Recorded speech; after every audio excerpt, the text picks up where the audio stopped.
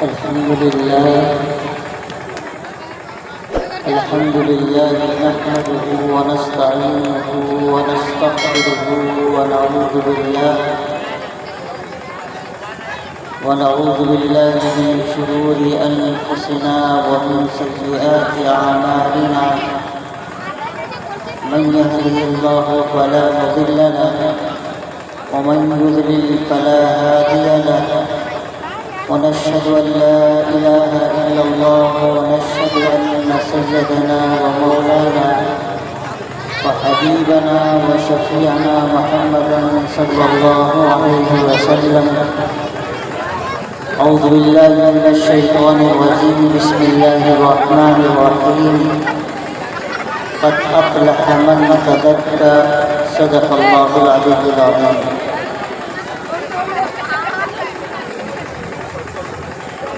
تھوڑی سی گزارش اسٹیج والوں سے ہے. مجھے لگ رہا ہے کہ اسٹیج تھوڑا کمزور بنا ہوا ہے. آپ لوگ بار بار چل رہے ہیں تو مائک بھی ہل رہا ہے، ہم بھی ہل رہے ہیں. اس لیے یا تو آنا جانا بند کر دیں. کچھ ہی لوگ بیٹھے ہیں.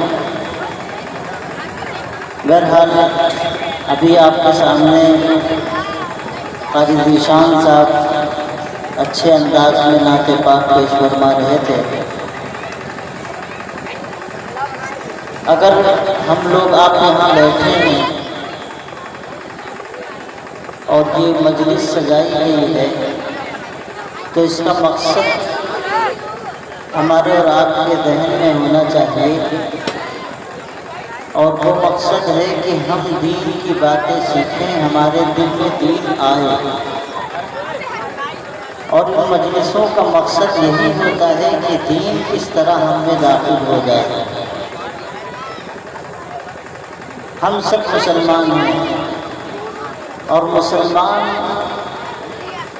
اصل میں وہی ہے جو اللہ اور اس کے رسول صلی اللہ علیہ وسلم کے بتائے ہوئے طریقے کے مطابق چلتا ہے.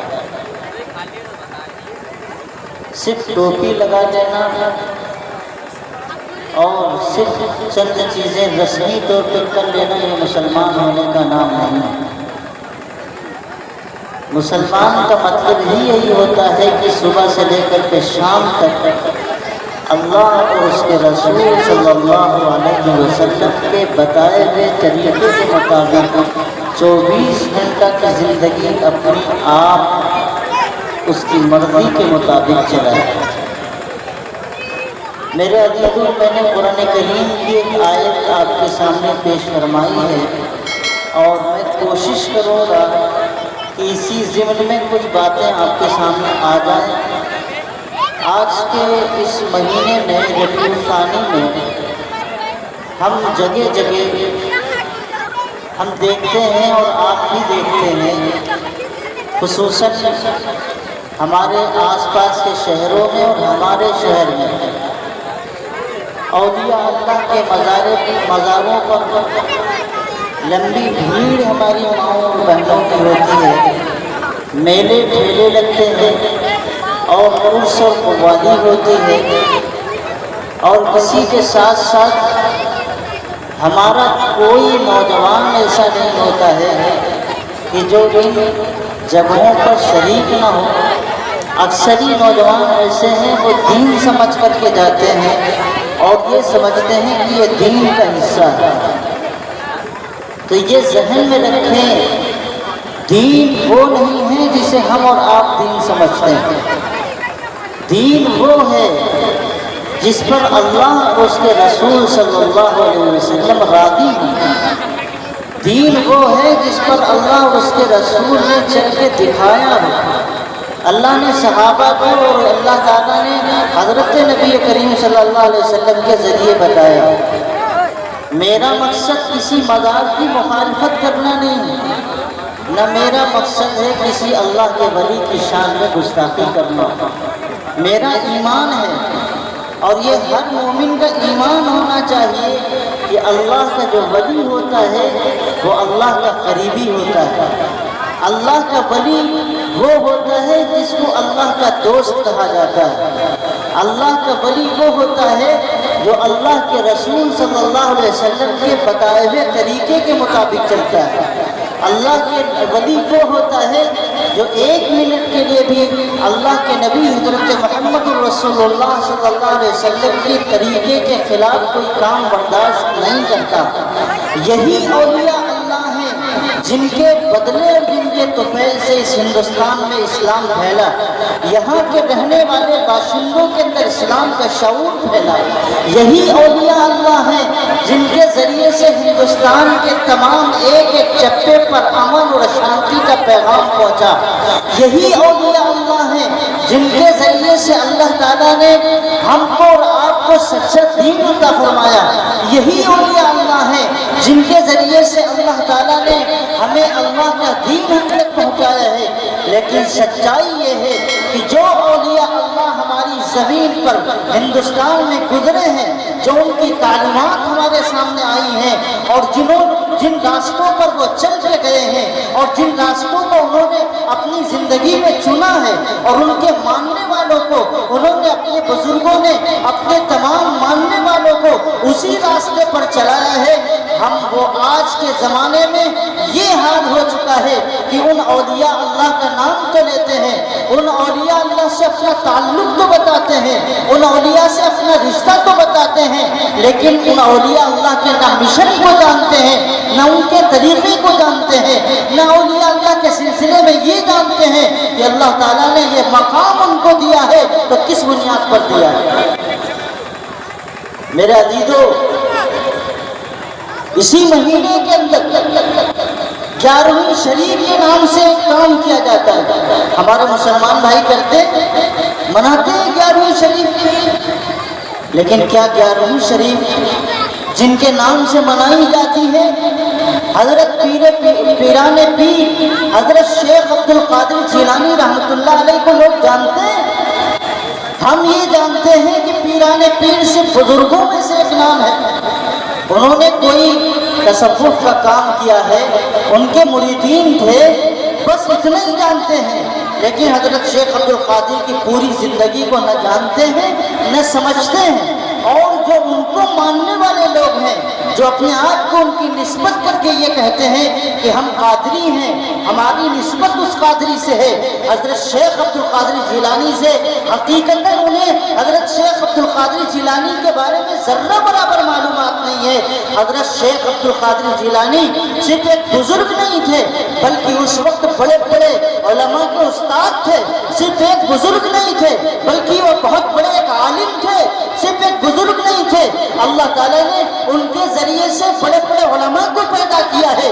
وہ حضرت شیخ عبد القادر جیلانی تھے جنہوں نے اپنی زندگی میں اپنے لوگوں سے کہا، اے لوگوں، اللہ کے ساتھ میں دھوکہ مت کرنا، شرک مت کرنا، کبھی شرک کے قریب مت جانا، اور سنو اللہ ہی تمہاری مدد کرنے والا ہے، تمہاری تکلیفوں میں کام آنے والا ہے۔ جو اعلان کرے اور جس کی زندگی کا ہر ایک لمحہ یہ بتائے کہ انہوں نے شرک کے ہر راستے کو بند کیا اور ہمیشہ توحید کا اعلان کیا اور دنیا کو سمجھایا اور بتایا، اگر تم اللہ کے اس راستے کو پکڑے رہو گے اور شریعت اور سنت کو پکڑے رہو گے تو تم ہی کامیاب ہو۔ اور اس وقت جس زمانے میں حضرت شیخ عبد القادر جیلانی رحمۃ اللہ علیہ کا زمانہ تھا، یہ وہی زمانہ ہے جس زمانے میں لوگوں میں اور عوام میں کرامات کی بات ہوا کرتی تھی کہ فلاں بزرگ سے یہ واقعہ ہو گیا، فلاں بزرگ سے یہ واقعہ ہو گیا، فلاں بزرگ سے یہ کرامت ظاہر ہو گئی، زمین سے پانی نکل آیا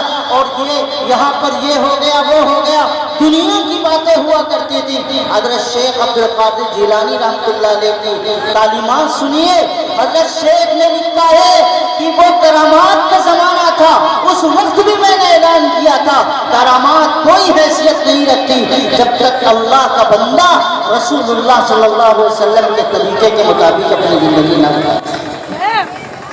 کرامات کسی کی کامیابی کی دلیل نہیں ہے، کسی کے کامیاب ہونے کی دلیل نہیں ہے، اللہ نے اس شخص کی ضمانت دی ہے جو اللہ اور اس کے رسول صلی اللہ علیہ وسلم کی اتباع کرنے والا ہے، یہ کوئی اور نہیں کہتا۔ حضرت شیخ عبد القادر جیلانی رحمۃ اللہ علیہ فرماتے ہیں، آج ہم ہیں، آپ ہیں، اہل سنت والجماعت کے اس طبقے میں ایک طبقہ اپنے آپ کو کہتا ہے، ماننے والا کہلاتا ہے، ایسا نہیں ہے کہ ہم نہیں مانتے، ہم بھی ان کو اپنا پیر مانتے ہیں، اور پیر نہیں، وہ ہمارے علماء میں بڑے عالم ہیں۔ لوگوں کو یہ تک تو پتہ نہیں ہے کہ حضرت شیخ عبد القادر جیلانی رحمۃ اللہ علیہ کس امام کو مانتے تھے، کس امام کے متبع تھے۔ یہ حضرت شیخ عبد القادر جیلانی رحمۃ اللہ علیہ جیلان کے رہنے والے، ایران کے ایک حصے میں ایک مقام پہ ہے، اور اس ایران سے اور اس جگہ سے جب ان کی 18 سال کی عمر ہو گئی اور جب ان کی تعلیمات مکمل ہو گئی تو اپنی ماں سے کہنے لگے کہ اماں اب میری تعلیمات مکمل ہو چکی ہیں، اب اس شہر کے اندر میری تعلیم کا کوئی نظم رسم نہیں ہے، ہمیں باہر جانا چاہیے۔ کہاں جانا ہے؟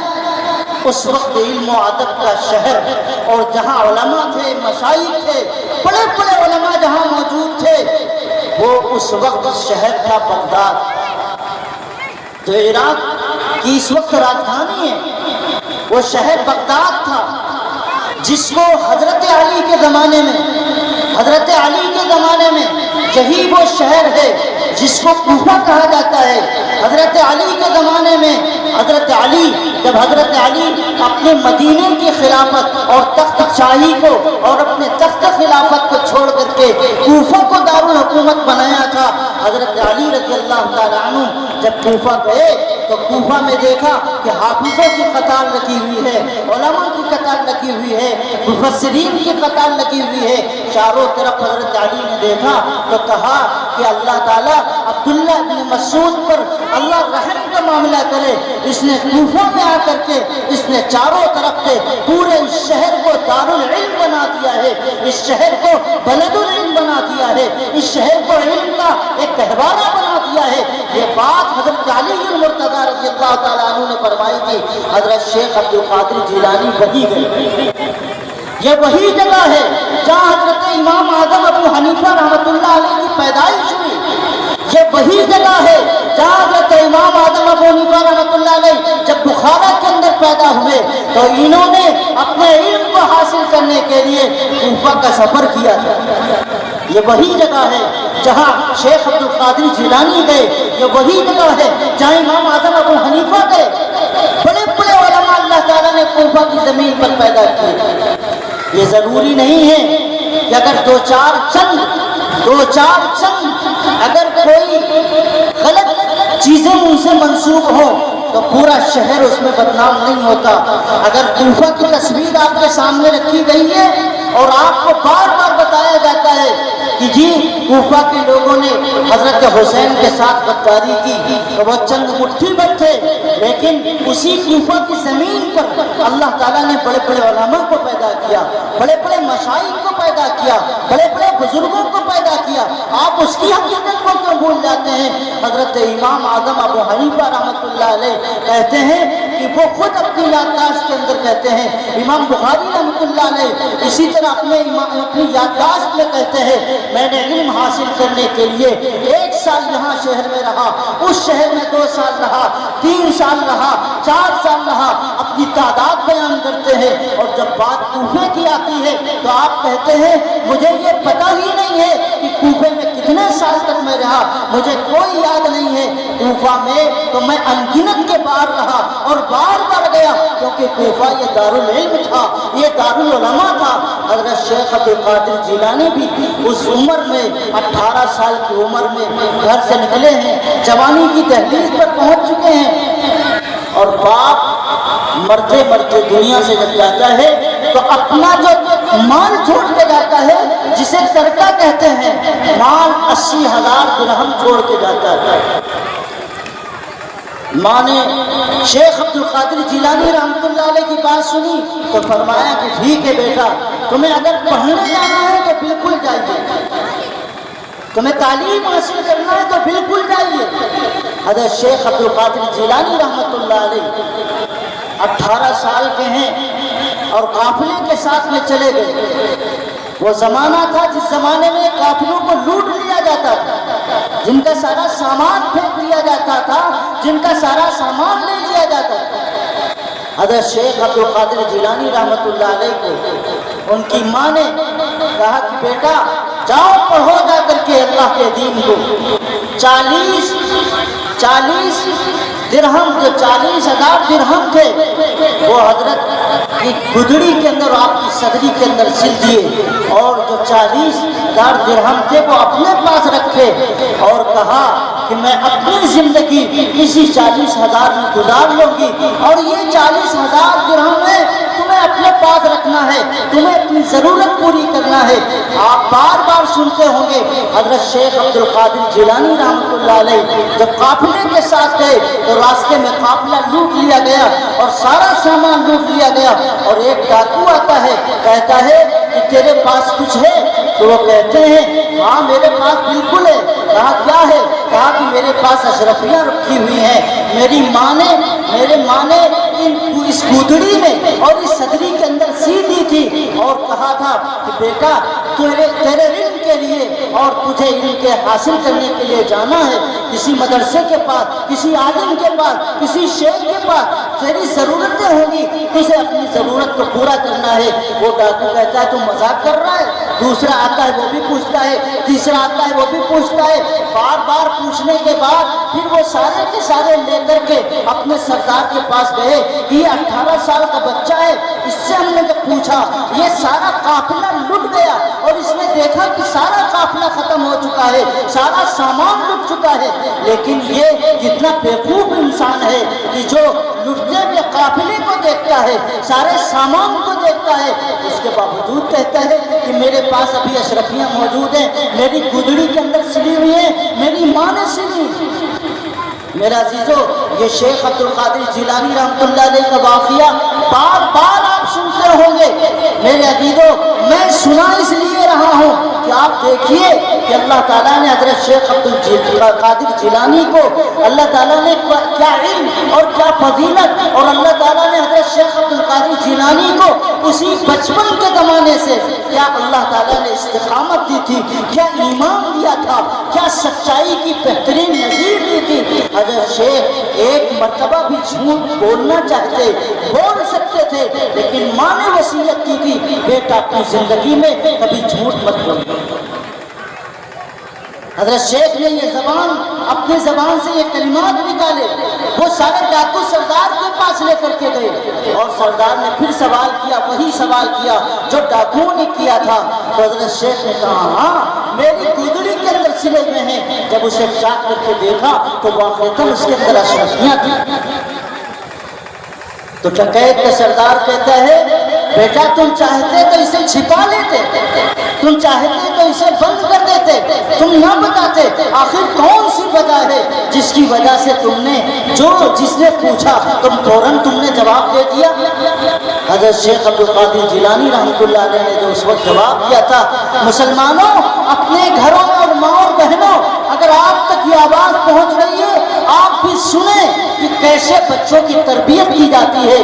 18 سال کے ہیں ابھی، ہمارے یہاں 18 سال کا آدمی تو جھوٹ بھی بولتا ہے، وہ تمام طرح کے بہانے بھی کرتا ہے، وہ تمام طرح کی کہانیاں بھی کرتا ہے۔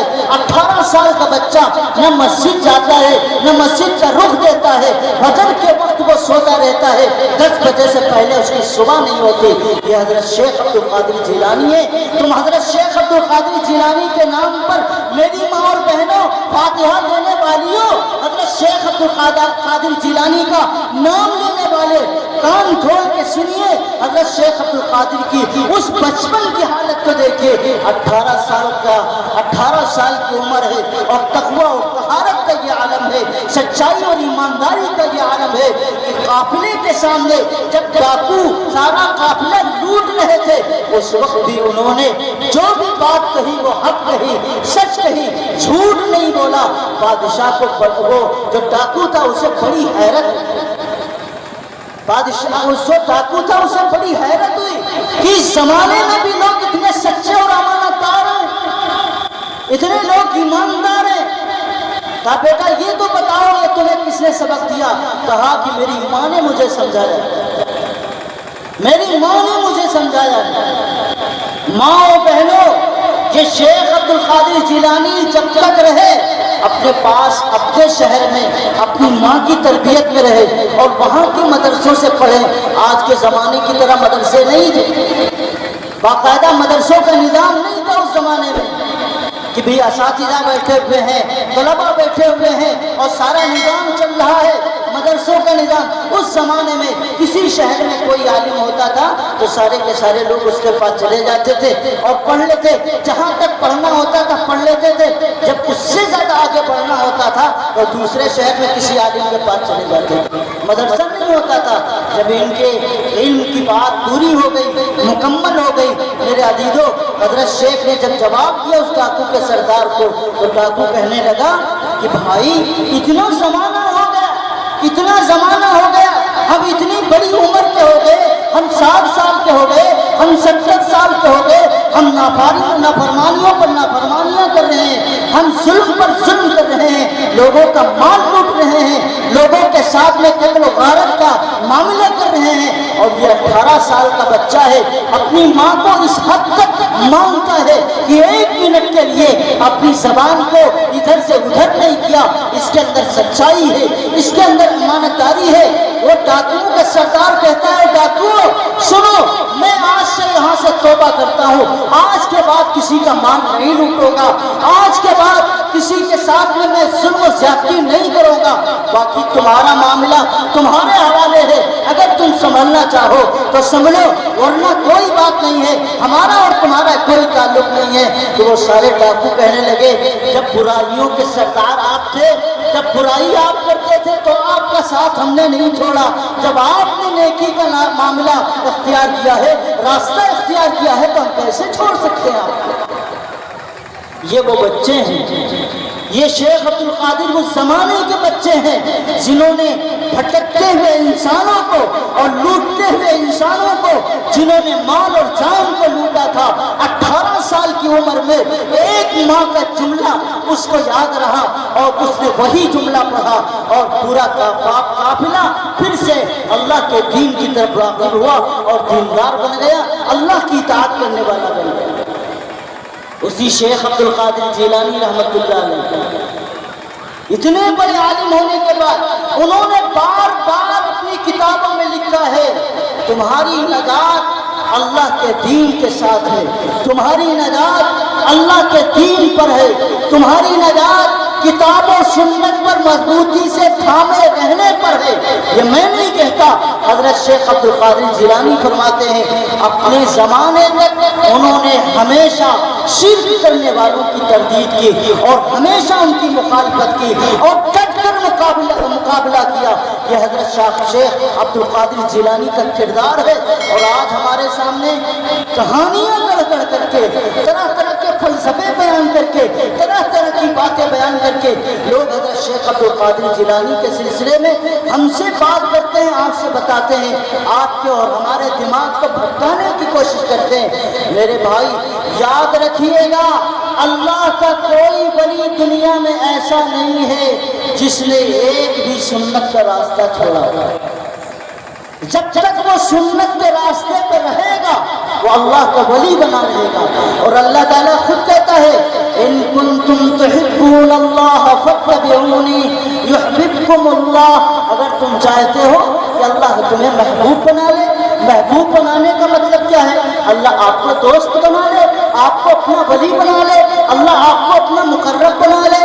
ان کنتم تحبون اللہ فاتبعونی، اے نبی ان سے کہیے کہ میری راہ پر چلے، میرے راستے پر چلے، میرے سنت کے طریقے پر چلے، میرے دین پر چلے۔ میں نہیں کہتا، یہ اللہ کا قرآن کہتا ہے، اور یہی اعلان حضرت شیخ عبد القادر جیلانی رحمۃ اللہ علیہ اپنی زندگی آخر تک کرتے تھے۔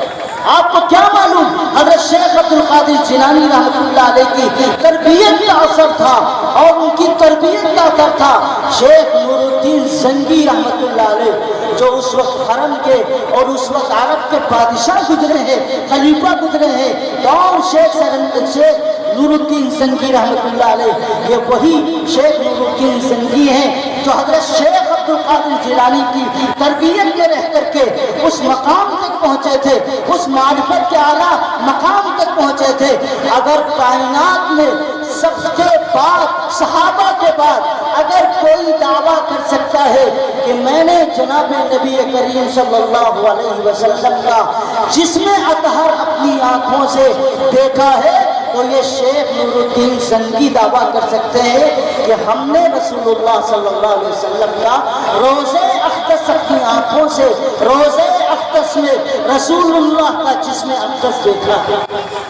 آپ کو شاید ان کے بارے میں معلوم ہے، شیخ نور الدین زنگی حضرت شیخ عبد القادر جیلانی کے تربیت یافتہ، تو یہودی لباس مسلمانوں کا ٹوپی اور دستار علماء کی بنا کر کے مدینے کے اندر قیام کرتے ہیں اور روزے پاک کے پاس روزہ کے پاس ایک حجرہ لیتے ہیں اور پورے مدینے کے اندر یہ اعلان ہے کہ ہم بہت بڑے ولی و متقی و پرہیزگار ہیں۔ یہ جن کے اجالے کے اندر تسبیحات پڑھتے، بڑی بڑی ان کے پاس تسبیحات رہتی، یہ مسلمانوں کا حلیہ بنا کر کے ان کا چہرہ بنا کر کے ان کی طرح ساری عبادتیں کرتے تھے اور اپنے حجرے سے باہر نہیں نکلتے تھے، اور پورے مدینے کے اندر یہ مشہور تھا کہ یہ وقت کے خطب ہیں، یہ وقت کے ابدال ہیں، اور انہوں نے اپنے کمرے کے اندر اعتکاف کر رکھا ہے، یہ کمرے سے باہر نہیں نکلتے۔ اور یہ یہودی تھے، کون تھے؟ یہ یہودی تھے۔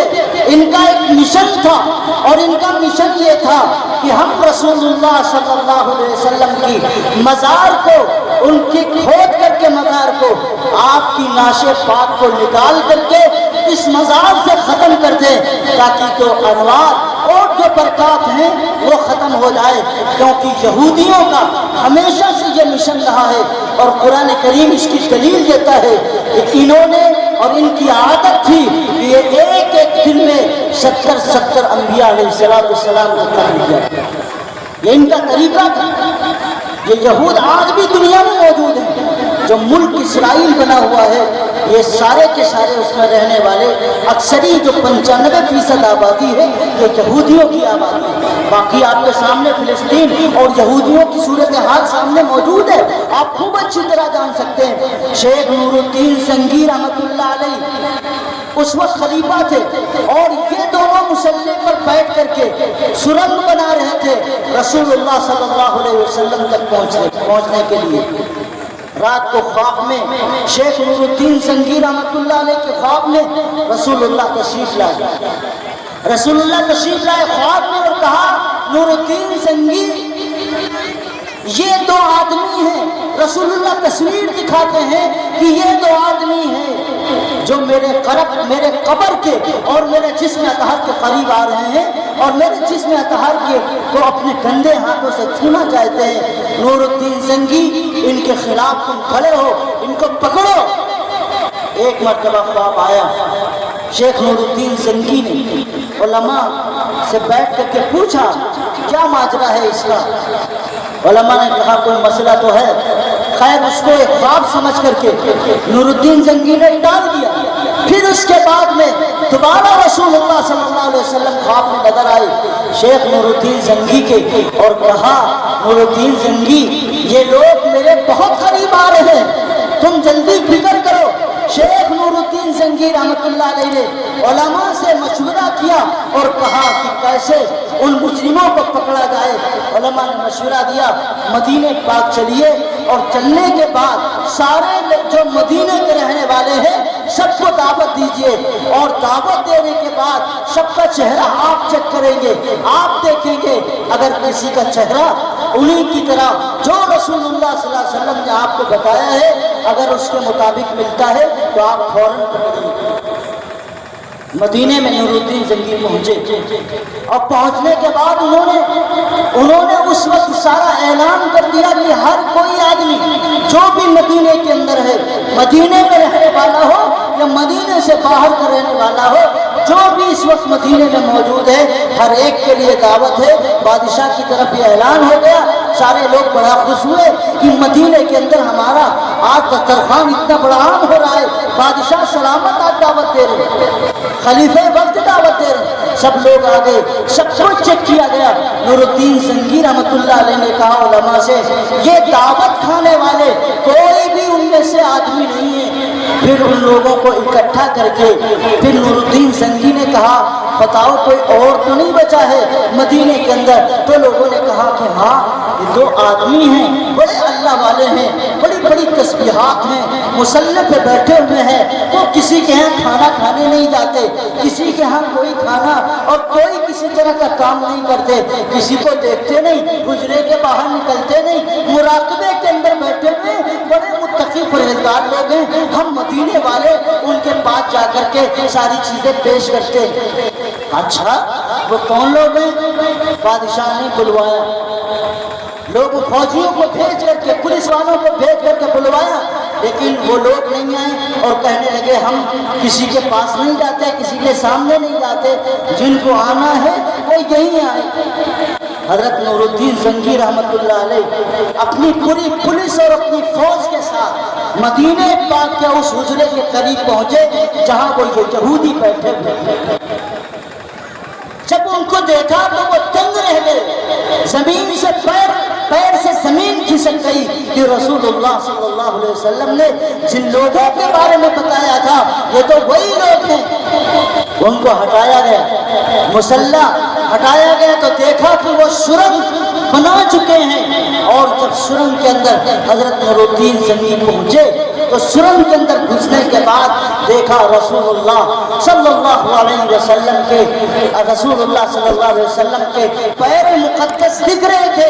وہ بے تحاشا رو کے اور بے تحاشا بے انتہا درد کی حالت میں رسول اللہ سے معافی مانگتے ہیں کہ رسول اللہ ہمیں معاف کر دیجئے، آپ بار بار ہمیں تنبیہ کر رہے تھے، بار بار بتا رہے تھے، لیکن ہم نے اس پہ دھیان نہیں دیا، رسول اللہ معاف کر دیے، آپ کے دشمن یہاں تک پہنچ گئے، اے اللہ کے رسول ہمیں معاف کر دیجئے، اور آپ کے پیروں کو بوسہ لیا، اور اس کے بعد اس سرنگ کو بند کرنے کے بعد آپ کو پتا ہے روز اقدس کے آس پاس میں حضرت نور الدین زنگی رحمت اللہ علیہ نے پورے شیشے کی اتنی زبردست دیوار بنائی ہے کہ اس کے بعد کسی کی ہمت نہیں ہے کہ رسول اللہ صلی اللہ علیہ وسلم کے مزار اقدس میں گھس کر کے یا کہیں جا کر کے آپ کے اندر سرنگ بنا سکتا۔ یہ نور الدین زنگی کون تھے؟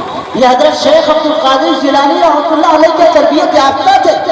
آج حضرت شیخ عبد القادر جیلانی کا نام لے کر کے کیا لوگ کر رہے ہیں؟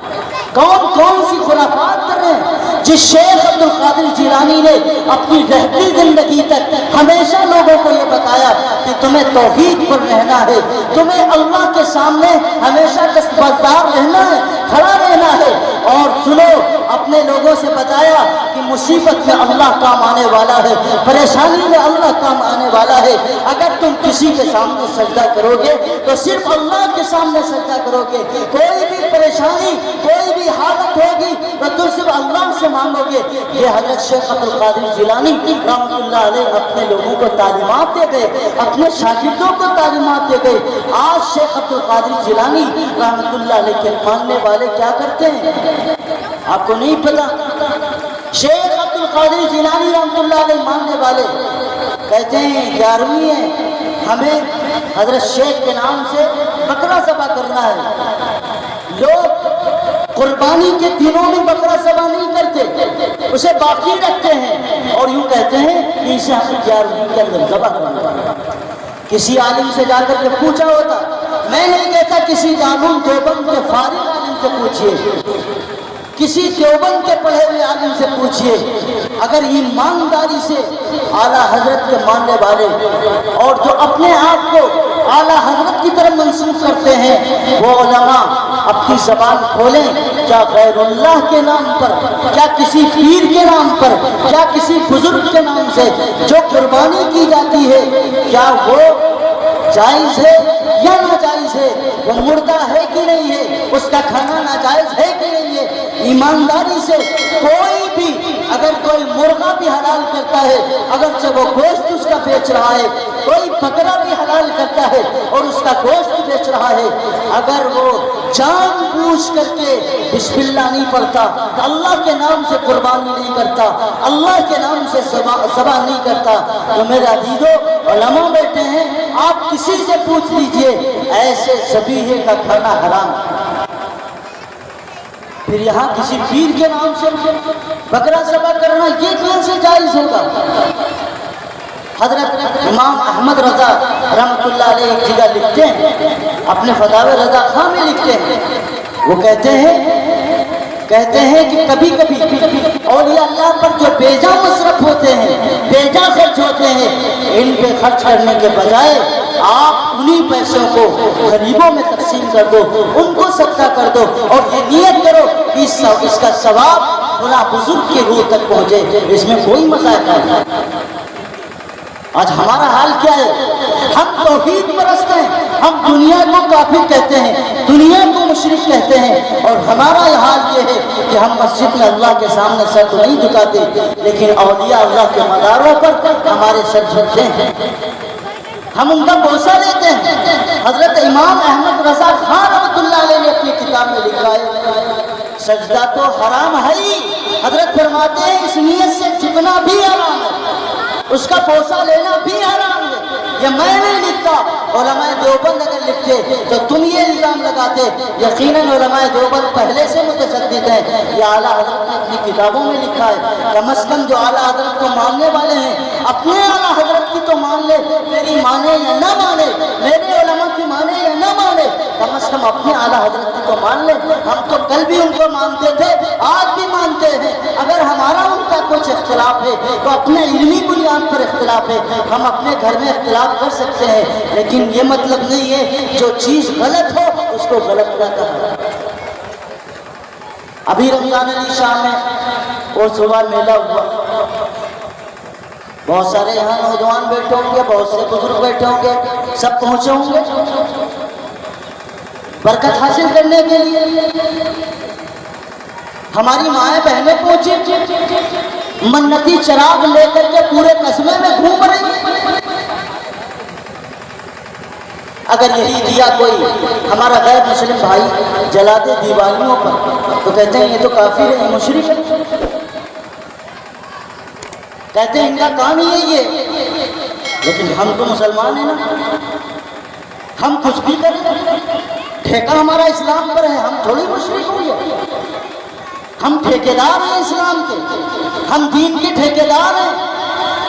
ہم کسی بھی مدار پر اپنا سجدہ لگا دے، کسی بھی مدار پر اپنا سر جھکا دے، ہم کسی بھی مدار سے موم بتی جلا کر کے اور موم بتی اور چراغ جلا کر کے ہم اپنے گھروں میں منتی چراغ کے نام پر لے کے آ جائیں، ہم کہاں شرک کر رہے ہیں؟ ہم کل بھی مسلمان تھے، آپ بھی مسلمان ہیں، وہ تیری مسلمانی، تو کافر نہیں ہوا، تو مشرک بھی نہیں ہوا، تو نے شرک بھی نہیں کیا، اور کام سارے وہی کر رہے ہیں۔ اللہ کے نبی حضرت محمد رسول اللہ صلی اللہ علیہ وسلم نے صاف لفظوں میں اعلان کیا ہے، یہ روایت ہے، اللہ کے نبی نے فرمایا ہے لعنت ہو، رسول اللہ فرماتے ہیں لعنت ہو ان عورتوں پر جو قبروں پر جانے والی ہیں۔ میں نے کیا کہا؟ لعنت ہو ان عورتوں پر، میں نے نہیں کہا۔ یہ شیخ عبد القادر جیلانی کا فتویٰ نہیں ہے، امام احمد رضا خان کا فتویٰ نہیں ہے، یہ مولانا قاسم نانوتوی کا فتویٰ نہیں ہے، یہ میرا فتویٰ نہیں، کسی عالم کا فتویٰ نہیں، یہ اس کا فتویٰ ہے جس پر ہم اپنی جان کو نچھاور کرتے ہیں، حضرت محمد رسول اللہ کے نبی نے فرمایا لعنت ہو ان عورتوں پر جنہوں نے جو اور مزاروں پر جا کر کے جو مزاروں کی چکر لگاتی ہو، لعنت ہو ان عورتوں پر جو مزاروں اور قبروں کی زیارت کرنے والی عورتوں کو انتہائی سختی سے اللہ کے رسول نے قبروں پر اور مزاروں پہ جانے کو منع کیا ہے۔ اور مائیں ہماری بہنیں ہماری اگر برا مان نہیں ہے تو یقیناً آپ کو برا لگ رہا ہوگا، لیکن جو حق ہے جو سچ ہے اسے تسلیم کرو۔ یہ میرا فتویٰ نہیں ہے، یہ رسول اللہ کا فتویٰ ہے، رسول اللہ صلی اللہ علیہ وسلم نے لعنت فرمائی ہے ایسی عورتوں۔ اعلیٰ حضرت رحمۃ اللہ علیہ سے پوچھا گیا جو عورتیں گھر سے باہر زیارت قبور کے لیے جائیں، مزارات کے لیے جائیں، ان کا کیا ہوگا؟ اعلیٰ حضرت نے فتویٰ دیا۔ تم کہتے ہو ان کے جانے کے بارے میں جانتا ہوں، جو عورتیں اس طرح کی جاتے ہیں ان کے ساتھ میں اللہ تعالیٰ شیطان لگا دیتا ہے، شیطان ان کے ساتھ لگ جاتا ہے۔ دنیا میں سب سے زیادہ مزارات اور خرافات ہماری ماں اور بہنوں کی وجہ سے۔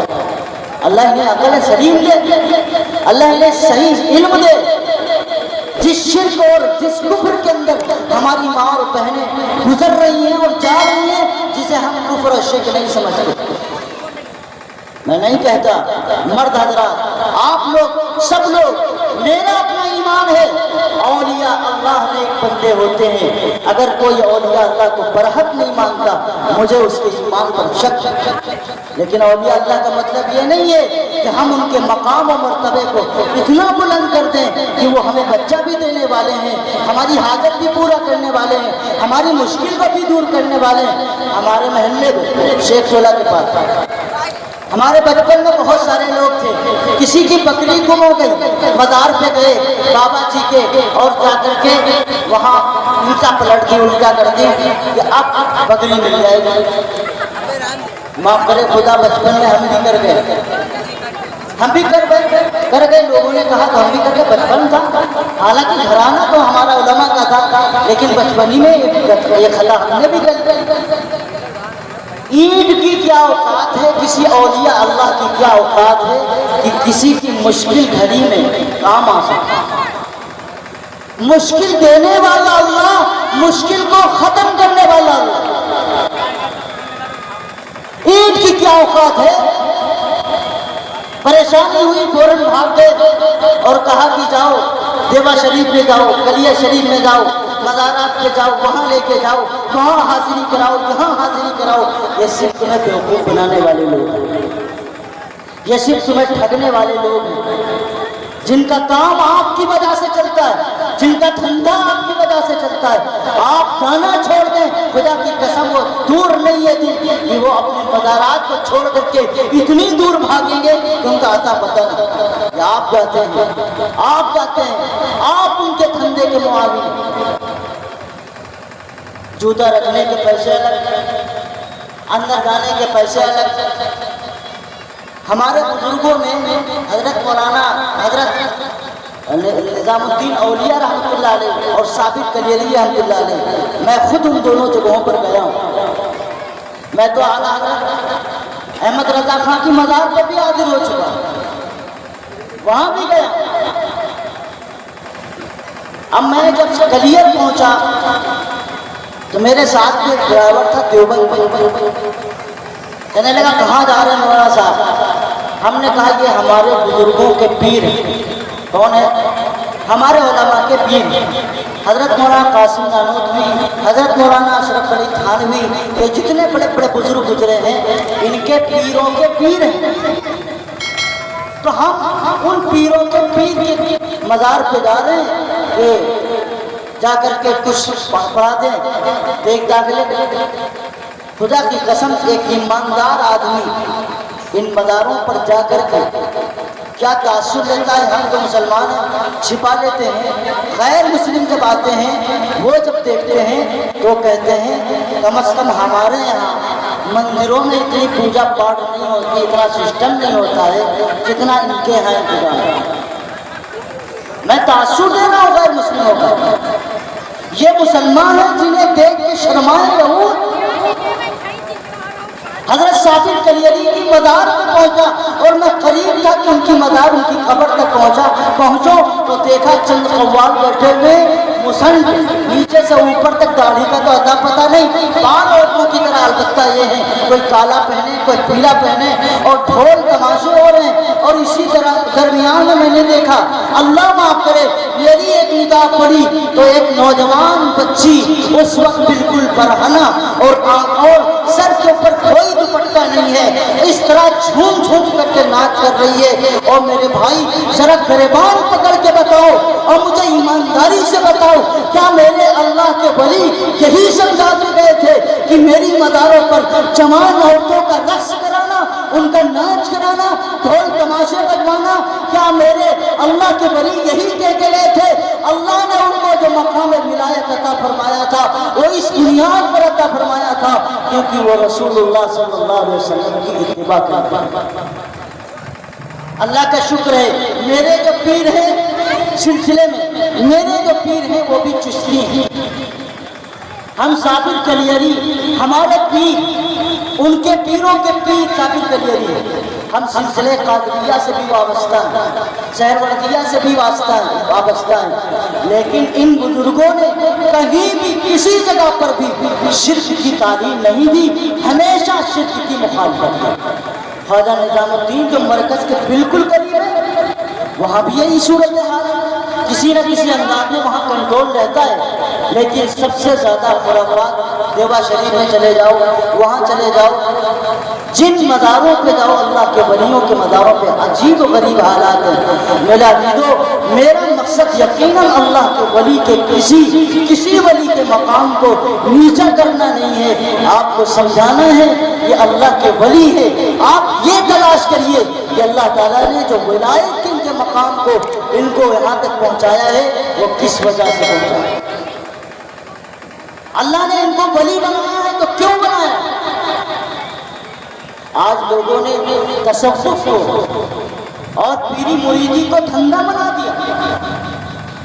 میں نے قرآن کی ایک آیت پڑھی تھی آپ کے سامنے، اللہ تعالیٰ قرآن میں کہتا ہے قد افلح من تزکا، وہ آدمی کامیاب ہو گیا جس نے اپنے آپ کی اصلاح کرائی۔ کسی پیر سے بیعت ہونا فرض نہیں، یاد رکھیے گا میرا جملہ، کسی پیر سے بیعت ہونا فرض نہیں ہے، لیکن اپنی اصلاح کرنا ہر مسلمان کے لیے فرض ہے، اپنے نفس کی اصلاح فرض ہے۔ اللہ تعالیٰ نے جس طرح اپنی تعلیم کا سلسلہ اللہ کے پیغمبر حضرت محمد رسول اللہ کی ذمہ داری پہ دی تھی، قرآن کہتا ہے وَيُعَلِّمُهُمُ الْكِتَابَ وَالْحِكْمَةَ کہ اللہ کے نبی کی جس طرح تلاوت کی ذمہ داری تھی، قرآن پڑھنے کی ذمہ داری تھی اور قرآن کی تعلیم دینے کی ذمہ داری تھی، شریعت کے دینے کی ذمہ داری، سمجھانے کی ذمہ داری تھی، وہی پر اللہ کے نبی حضرت محمد رسول اللہ کی ذمہ داری تھی وَيُزَكِّيهِمْ لوگوں کے دلوں کے اندر اور ان کے نفسوں کے اندر اور ان کے اندر ان کی نفسانی خواہشات جو ابھرتی تھی ان کی اصلاح کرنا یہ رسول اللہ صلی اللہ علیہ وسلم کا کام تھا۔ اللہ کے نبی کی خاصیت یہ تھی کہ کوئی بھی آدمی آتا اور ایک مرتبہ کلمہ پڑھتا اور صحابیت کے اس مقام تک پہنچتا اور رسول اللہ کے سامنے پہنچتا، اس کے دل کی اصلاح ہو جاتی تھی، کیونکہ رسول اللہ صلی اللہ علیہ وسلم کا جو فیض تھا، جو توجہ تھی، اس کے دل پر ڈائریکٹ پہنچتی تھی تو اس کا دل منور ہو جاتا تھا۔ لیکن اولیاء اللہ کے پاس سالوں جوتیاں سیدھی کرنی پڑتی ہیں تب جا کر کے اصلاح ہو پاتی ہے۔ اولیاء اللہ کا مقصد صرف بندوں کی اصلاح کرنا تھا تاکہ لوگ صحیح راستے پر چلیں، تاکہ لوگ اللہ کے دین کو مضبوطی کے ساتھ پکڑیں۔ اور جب ہمارے سماج میں، ہمارے ماحول، ہمارے شہر کے اندر آپ گلی گلی حالات یہ ہیں، لوگ اپنے گھروں میں اور ویسے بھی گاڑی میں بیٹھے ہیں، اچھے خاصے سمجھدار، چہرے سے دیندار لگتے ہیں، قوالی لگا دی، ایسا لگتا ہے جیسے قرآن بڑے ادب کے ساتھ سنتے ہیں۔ قوالی سننا بھی اعلیٰ حضرت نے بھی منع فرمایا ہے، صرف علماء دیوبند نہیں فرماتے۔ قوالی کہتے ہیں کس کو؟ قوال کس کو کہتے ہیں؟ قوال کہتے ہیں بات کہنے والے کو، شعر پڑھنے والے کو۔ پرانے زمانے میں ہوتا یہ تھا کہ یہ بزرگ حضرات بیٹھتے تھے اور کوئی ایسے اشعار پڑھتے تھے جس میں اللہ کے اور اللہ کے رسول صلی اللہ علیہ وسلم کی تعریف ہوتی تھی، اللہ اور اس کے رسول کی تعلیمات کی بات ہوتی تھی، تو ان کے اوپر حالت پیدا ہوتی تھی، رسول اللہ کی محبت ان کے اندر پیدا ہوتی تھی، رسول اللہ کی محبت ان کے اندر غالب ہوتی تھی۔ پھر ایک زمانہ آیا کہ وہ اشعار کہتے رہے لیکن لوگوں کو مزہ نہیں آیا، باقی یہ خالی اشعار کہنے سے کچھ مزہ نہیں آتا ہے، اب کچھ بڑھایا جائے کہ لوگوں نے ڈھول بجا دیا۔ پھر کچھ دن گزرے تو کہا کہ بھائی ڈھول میں تو مزہ نہیں آ رہا، سارنگی بڑھا دو۔ اللہ کے نبی صلی اللہ علیہ وسلم کی تعلیم کیا ہے؟ اللہ کے نبی کہتے ہیں، اللہ کے نبی فرماتے ہیں کہ یہ جو گانا بجانا ہے نا یہ نفاق ہے، نفاق۔ اللہ کے نبی فرماتے ہیں انسانوں کے دل میں جو نفاق پیدا ہوتا ہے وہ گانے بجانے کی وجہ سے پیدا ہوتا ہے۔ اللہ کے نبی تو سارنگی کو مٹانے کے لیے آئے تھے، ڈھول تماشا بند کرنے کے لیے آئے تھے، تھے. آپ کے واقعات میں لکھا ہے ایک مرتبہ بچپن کا زمانہ ہے اور کہیں سے آواز آ گئی ڈھول بجانے کی. رسول اللہ کھڑے ہو گئے اور اسی زمانے میں اللہ تبارک و تعالیٰ نے فوراً حضرت جبرائیل علیہ السلام کو بھیجا اور حضرت نبی کریم صلی اللہ علیہ وسلم کو وہاں سے ہٹا دیا. کہیں بھی گانے بجانے کی آواز آتی تھی رسول اللہ صلی اللہ علیہ وسلم انتہائی تیزی کے ساتھ بھاگتے تھے. اور آج حال یہ ہے اسے دین بنا کر کے پیش کیا جائے اور ہم اتنے بڑے بیوقوف ہیں کہ ہم اسے دین سمجھ رہے ہیں. ہم اسے دین سمجھ رہے ہیں. اس لیے میرے عزیزوں اور بزرگوں دوستوں دین کیا ہے اس کی حقیقت کو سمجھو. دین کیا ہے اس کی حقیقت کو سمجھو. گانا بجانا دین نہیں ہے. اگر گانا بجانا دین ہوتا, اگر عرس کرانا دین ہوتا, قوالی کرانا دین ہوتا تو رسول اللہ صلی اللہ علیہ وسلم سے بڑی مدار دنیا میں نہیں. آپ سے بڑا نہ کوئی پیغمبر آیا ہے, نہ کوئی رسول آیا ہے, نہ کوئی نبی آیا ہے, اور آپ سے بہتر, آپ سے بڑا کوئی آ ہی نہیں سکتا, قیامت تک نہیں آ سکتا. اگر عرس کی بات ہوتی, اگر میرے پیغمبر کے روزے پاک پر میلے کی بات ہوتی تو رسول اللہ کہتے ابو بکر صدیق میرے مرنے کے بعد میری قبر پہ عرس کرنا, میرے مرنے کے بعد میری قبر پر قوالی کرانا, میرے مرنے کے بعد میری قبر پر میلہ لگانا, میرے مرنے کے بعد میری قبر پر فاتحہ کا سلسلہ جیسے ہندوستان میں چراغ جلانا, اگربتی جلانا اور اسی طرح چادریں جلانا. رسول اللہ کہتے کہ نہیں کہتے؟ رسول اللہ فرماتے ہیں ان عورتوں پر بھی لعنت جنہوں نے صرف قبروں کی زیارت کے لیے اور قبروں کی زیارت کے لیے نکلی ہے, اور اسی طرح ان لوگوں پر بھی لعنت جنہوں نے اولیاء اللہ کے مدار کو سجدگاہ بنا لیا اور اس کو سجدہ کرنا شروع کر دیا, اور ان پر بھی لعنت جنہوں نے مسجدوں, جنہوں نے مدارات پر چراغاں کیا. میں نہیں کہتا, رسول اللہ کی حدیث میں کسی دیوبندی کا فتویٰ نہیں ہے یا اس آدمی کا فتویٰ ہے, اس ذات کا فتویٰ ہے جو آمینہ کے لال حضرت محمد رسول اللہ. میں نہیں کہتا کسی دیوبندی کی مانیے, میں نہیں کہتا کسی بریلوی کی مانیے, مانیے جناب محمد رسول اللہ صلی اللہ علیہ وسلم کی. اس لیے میرے عزیزو آج 1400 سال گزر گئے, کسی پیغمبر کے صحابی پر, کسی پیغمبر کی صحابی کے مدار پر کوئی کام نہیں ہوتا, نہ ان کی ولادت پر, نہ ان کی وفات پر, نہ قوالی, نہ عرس, نہ ڈھول, نہ تماشا, نہ عورتوں کی بھیڑ. میرا عزیزو لیکن افسوس ہے ہم نے دین کو بدل دیا اور دنیا کو پیغام دیا. میں آپ سے بڑی ذمہ داری کے ساتھ ایک بات کہتا ہوں, آر ایس ایس کے ذمہ دار, آر ایس ایس کے موجودہ ذمہ دار نے گجرات میں ایک تقریر کرتے ہوئے کہا تھا کہ مسلمان یہ وہ ہیں جو بھارت میں انہوں نے اپنے دین کو, اپنے مذہب کو چھوڑا اور یہ کنورٹ ہوئے, اور جب ان کو چڑھاوے کی بات ان کے لگی تھی, وہ دلیل دے کے کہتا ہے, ہماری حالتوں کو دیکھ کر کے کہتا ہے کہ جب ان کو چڑھاوے کا مزہ نہیں آتا تھا تو انہوں نے اپنی بزرگوں کی مزاروں پہ چڑھاوا شروع کیا. جب انہیں پھول چڑھانے کا نمبر آیا تو اپنے بزرگوں کے مزاروں پر انہوں نے پھول چڑھانا شروع کیا. یہ اگربتی لگاتے کہاں, ان کو اپنے مذہب میں مزہ آتا تھا, انہوں نے اسلام میں جا کر کے انہوں نے اپنے بزرگوں کے مزاروں پر انہوں نے اگربتیاں اور اسی طرح روشنیاں کرنا شروع کر دی. یہ کون کہتا ہے؟ آر ایس ایس کا اس وقت موجودہ سربراہ. اور پھر آگے کہتا ہے پھر انہیں مزہ نہیں آیا, ہمارے بھجن کی عادت تھی تو انہوں نے اس کی جگہ پر قوالی شروع کر دیا. دشمن ہمیں للکار رہا ہے اور ہم سمجھنے کا نام نہیں لیتے.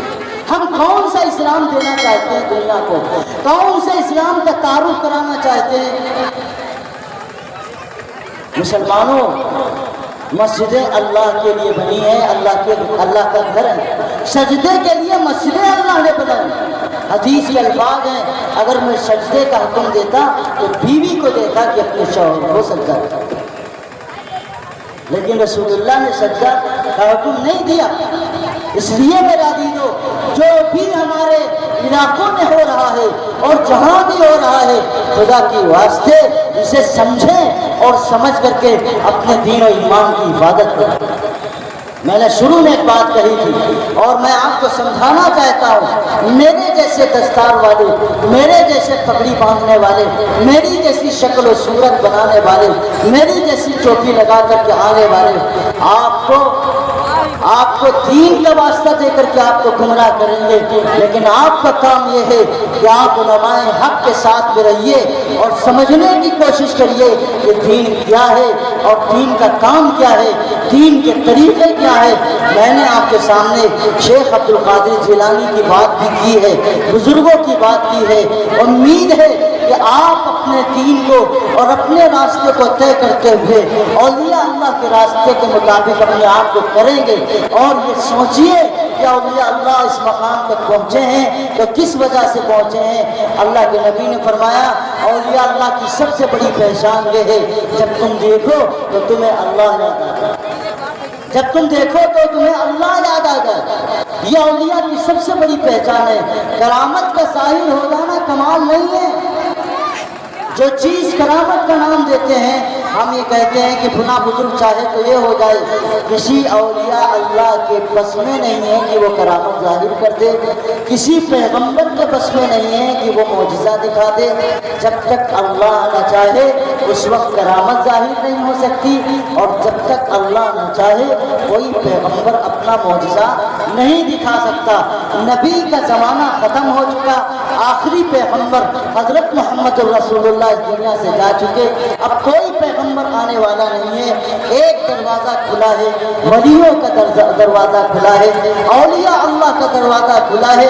ہم کہتے ہیں کہ آج کے زمانے میں کوئی شیخ عبد القادر جیلانی کیوں نہیں پیدا ہوتا، سابق علی کیوں نہیں پیدا ہوتا؟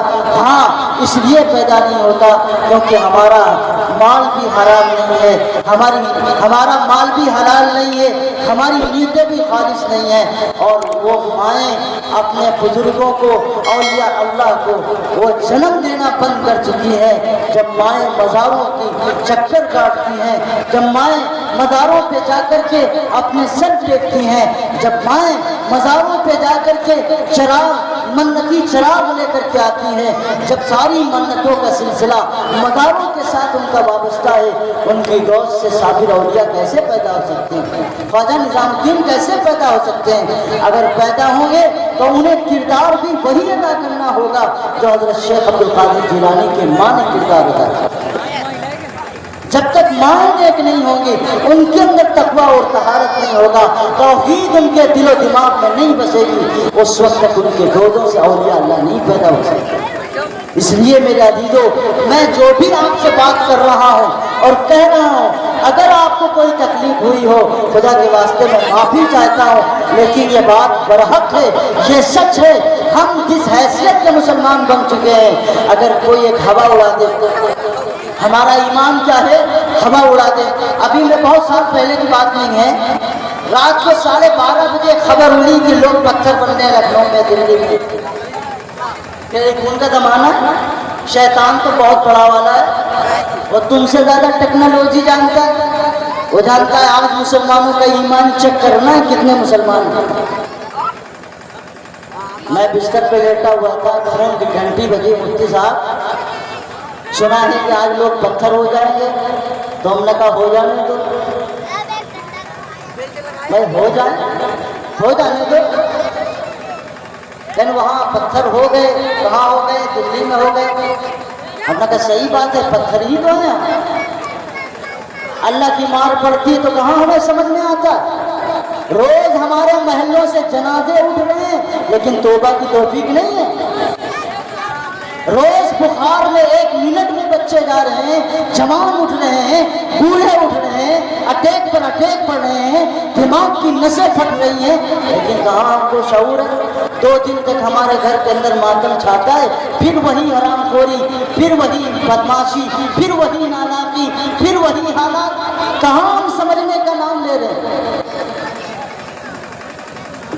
میرے بھائی اور بزرگوں، دوستو، ایمان اور عقیدے کا حال یہ ہے، اعلان ہوا کہ لوگ پتھر بن گئے، لوگوں کو دیکھا میں نے، میرا ٹولہ تار تلے سب برقعے بازار کے میدان میں کھڑے ہیں، کچھ لوگ وہاں کھڑے ہوئے ہیں جہاں مارکیٹ بن گئی ہے، وہاں کھڑے ہوئے ہیں، بہرحال اپنے اپنے مکانوں کو چھوڑ کر کے رات کو 1:30 بجے کھڑے ہوئے ہیں میدانوں میں، اور کہتے ہیں کہ وہاں خبر ملی ہے کہ لوگ پتھر ہو گئے، اور اس ڈر سے کہ پتھر ہو گئے ہیں لوگ اپنے اپنے بچوں کو، عورتوں کو، سب کو باہر نکال کے کھڑے ہوئے ہیں کہ لوگ پتھر ہو گئے۔